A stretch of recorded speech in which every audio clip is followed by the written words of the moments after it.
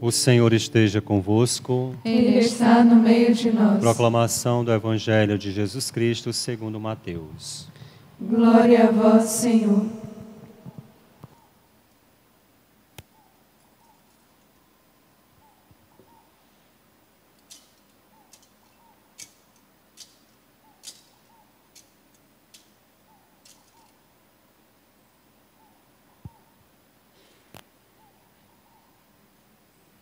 Naquele tempo, dirigindo-se para a sua terra, Jesus ensinava na sinagoga, de modo que ficavam admirados.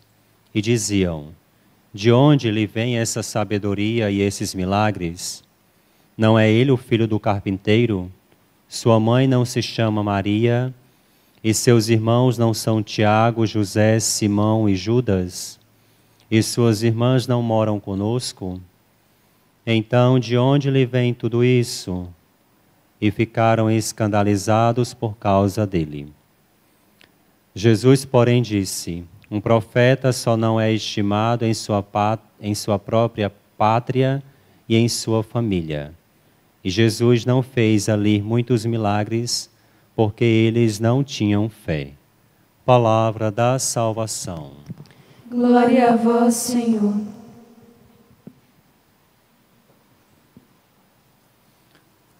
Meus queridos irmãos e irmãs, em Cristo Jesus, saúdo-vos de modo especial, as nossas superioras deste instituto, os nossos irmãos priores, com um caloroso bom dia, e também de modo especial os nossos irmãos Tiago e Argeu.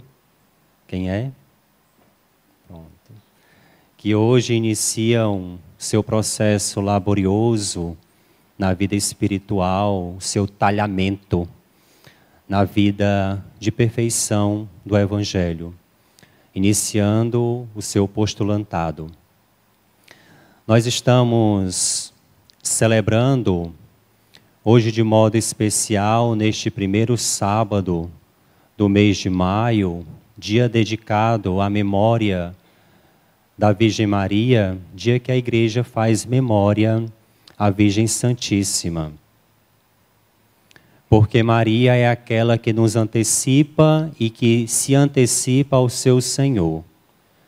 Maria é aquela que prepara o caminho, é aquela que nas bodas de Caná está pronta. Vai antecipadamente ao seu filho pedindo uma intervenção divina. A Igreja dedica o sábado a Nossa Senhora exatamente porque o sábado antecede o domingo, o dia do Senhor. Então, mais do que especial, hoje fazemos memória também a Nossa Senhora. Iniciamos o mês mariano, o mês dedicado à Virgem Maria, onde contemplaremos com maior profundidade no mistério da salvação o papel ícone e singular da Virgem Maria. Hoje iniciamos este dia e este mês da graça, não com o pé direito ou com o pé esquerdo, mas de joelhos, rezando o Santo Rosário, invocando o nome poderosíssimo de São José, terror dos demônios. E nesta celebração eucarística culminamos, celebrando, portanto, a família de Nazaré. Este 1º de maio também nós fazemos memória a São José Operário. São José que é celebrado pela Igreja no dia 19 de março, 1º de maio e 30 de dezembro, a festa da Sagrada Família. E esta data foi instituída pelo Papa Pio XII, desejando intervir no avanço do comunismo em 1955, quando ali se acendia e se efervescia na comunidade mundial o comunismo, o socialismo. E o Papa Pio XII, corajosamente, na Praça do Vaticano, diante de mais de 200 mil pessoas, declara São José o patrono de todos os trabalhadores, de todos os homens e mulheres que não se cansam de dar o seu melhor para a edificação do reino de Deus e para a construção de um mundo melhor. Agora a terra tem um padroeiro no céu. Especialmente São José é invocado, porque ele, com a sua vida e com o seu testemunho, nos dá sinais de um verdadeiro trabalhador, de um homem decente, honesto, qualificado. O trabalho edificado, o trabalho que edifica o homem, seja ele qual for, também o santifica.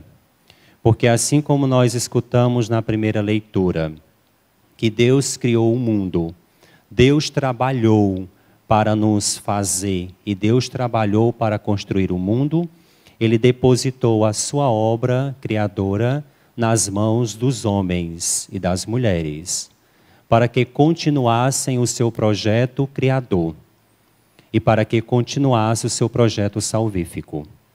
Ele depositou nas nossas mãos não para que nós destruíssemos, mas para que nós cuidássemos daquilo que é obra de Deus.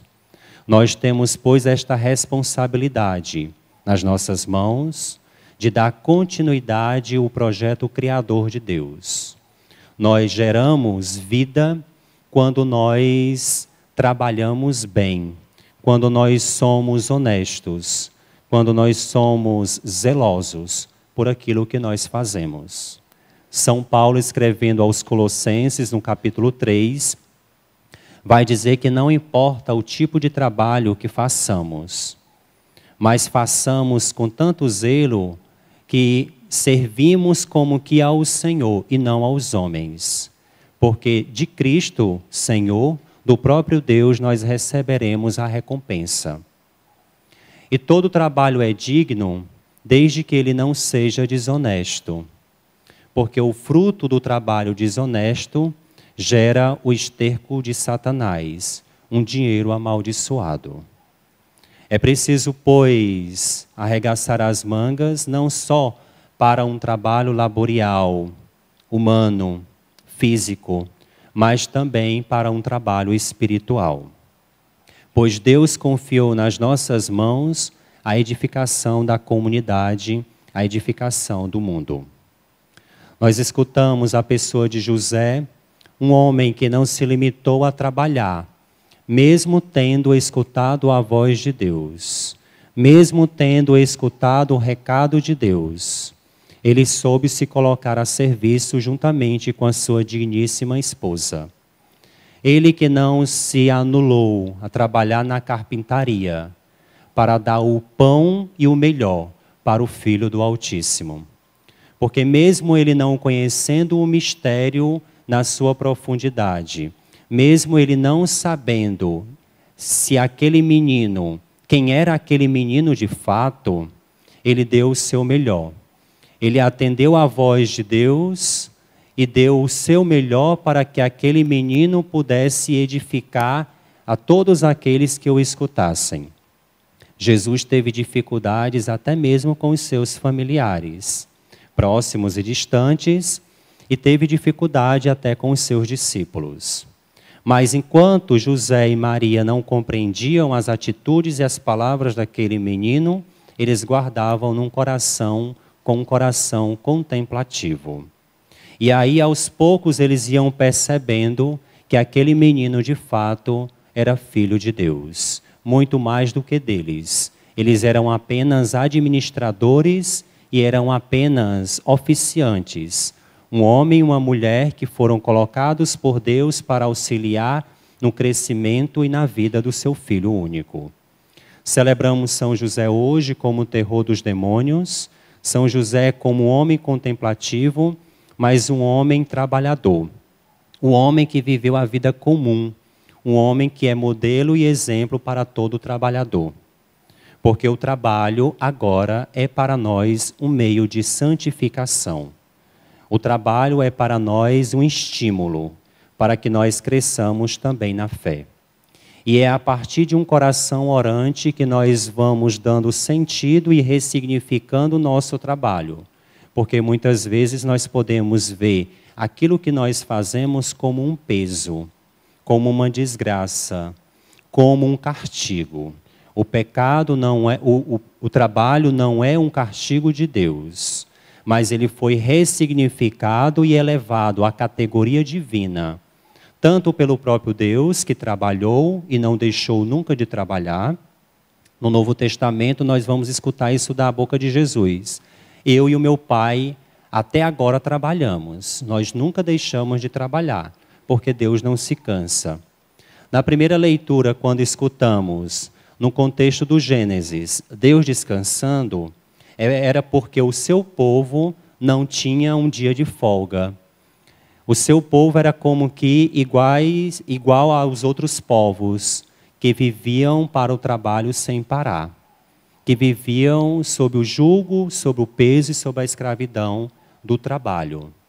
E aí os judeus, inspirados por Deus, dizem e proclamam que Deus descansou no 7º dia, para que aquela atitude de Deus fosse uma influência para o povo, e o povo entendesse, e aqueles que governavam o povo pudessem compreender que a semelhança do seu Deus, o povo também pudesse descansar.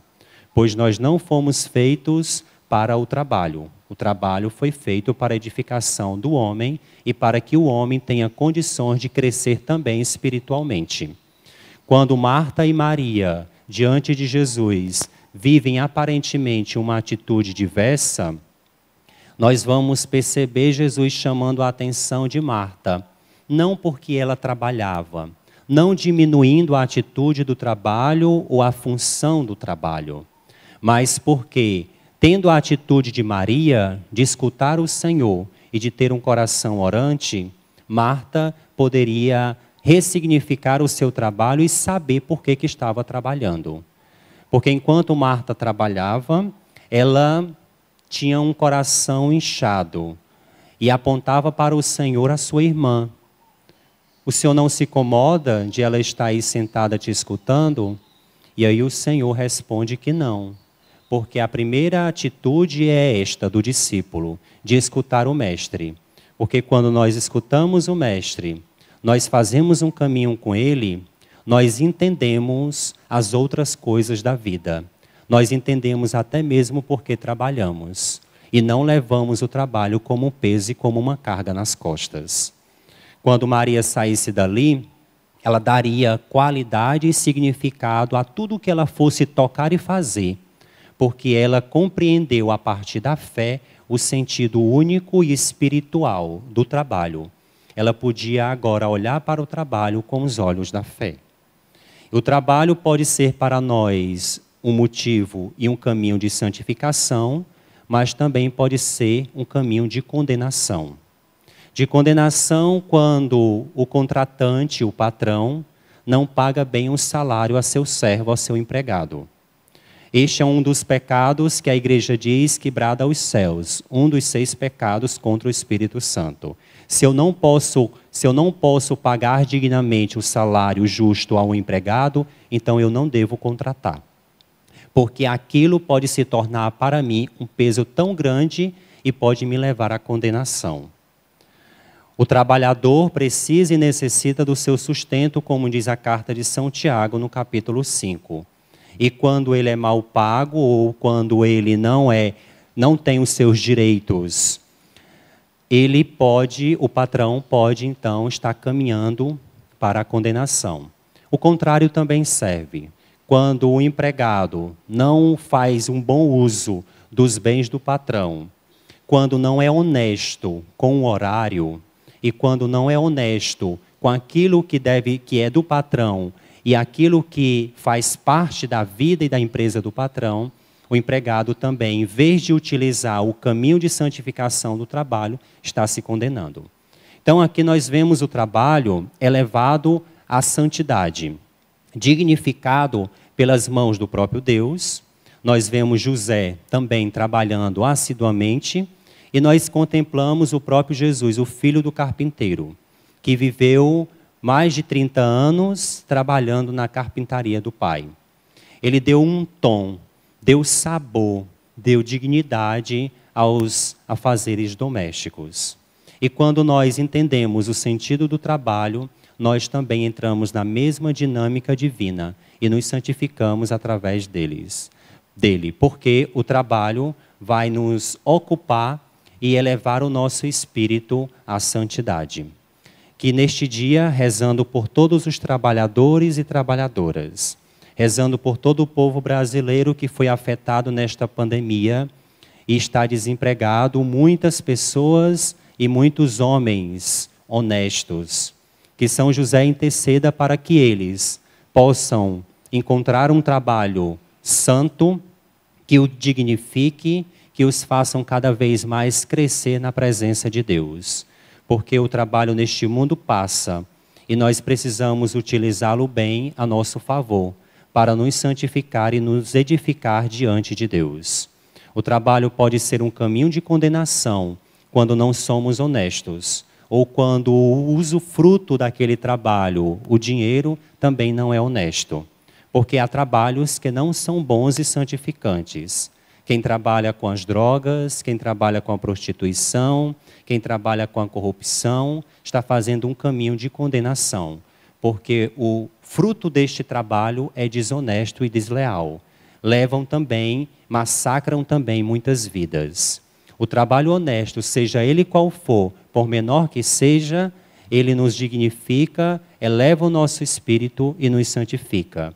Quando o carpinteiro tocou na matéria, quando Jesus abraçou o serviço do Pai, ele elevou o trabalho à categoria divina. E através disso, nós também podemos crescer espiritualmente.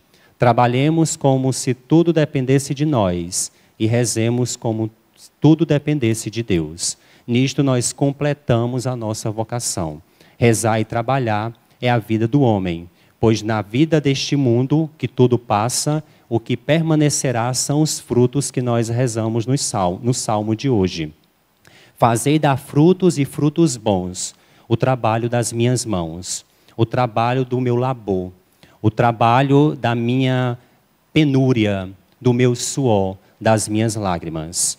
Que todos os nossos trabalhos no dia de hoje possam também nos elevar e nos santificar, rezando por todos aqueles que perderam seus trabalhos, que hoje não têm o que oferecer aos seus filhos, que não têm um salário digno e que mendigam aí um salário ou um tostão para poder levar esta dignidade a seus filhos. Que São José nos ajude a olhar para o mundo e saber contemplá-lo, saber também elevar tudo aquilo que nós fazemos à divindade. Porque São José foi este homem contemplativo, foi este homem que conseguiu ver em todos os gestos e atitudes da vida também o sagrado. Que a exemplo de São José, nós consigamos também enxergar o mundo com os olhos da fé. Consigamos olhar para o nosso trabalho não como um peso ou como castigo, mas como a maneira mais eficaz de contribuir com a obra da criação e da santificação dos homens. Deus nos abençoe por intercessão do glorioso São José, padroeiro e patrono de todos nós deste instituto e também de todos os homens e mulheres que mundo afora trabalham arduamente e honestamente. Louvado seja nosso Senhor Jesus Cristo. Sempre seja louvado e sua Mãe Maria Santíssima.